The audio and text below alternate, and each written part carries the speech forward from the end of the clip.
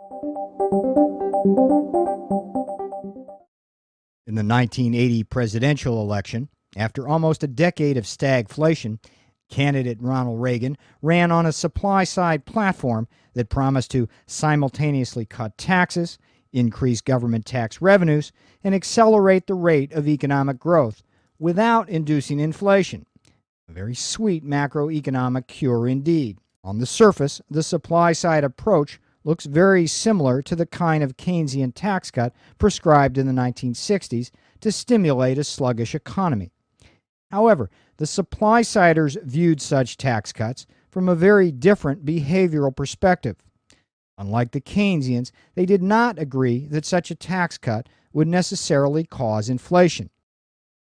Instead, the supply-siders believed that the American people would actually work much harder and invest much more if they were allowed to keep more of the fruits of their labor. The end result would be to increase the amount of goods and services our economy could actually produce by pushing out the economy's supply curve, hence supply-side economics. You can see how supply-side economics offers a very painless way to avoid both the Keynesian stagflation dilemma and the bitter monetarist cure by looking at this figure.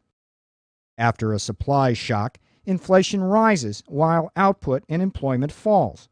But use supply-side policies to push the aggregate supply curve back out, and voila, the price level falls even as real output and employment is rising. This supply-side philosophy is embodied in one of the few formal theoretical constructs of supply-side economics, the so-called Laffer curve. This Laffer curve, named after economist Arthur Laffer, is illustrated in this figure, where the marginal tax rate is measured on the vertical axis and total tax revenues are measured on the horizontal axis.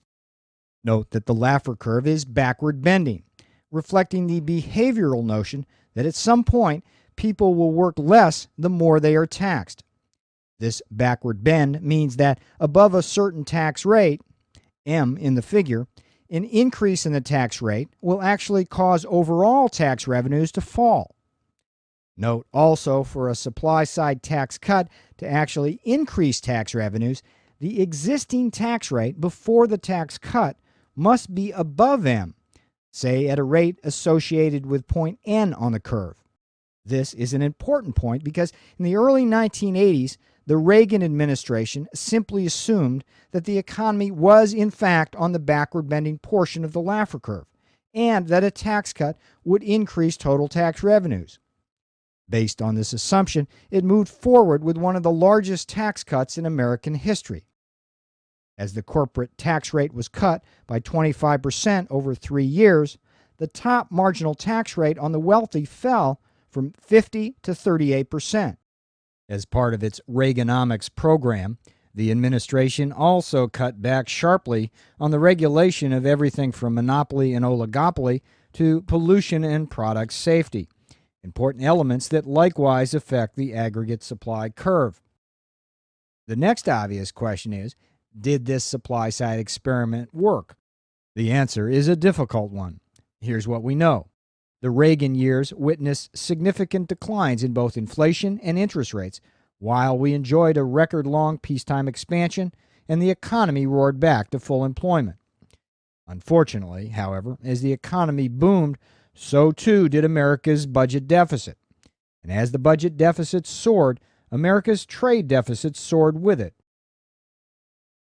These so-called twin deficits deeply concerned Reagan's successor George Bush, particularly after the budget deficit jumped to over $200 billion at the midpoint of his term in 1990, and the economy began to slide into recession.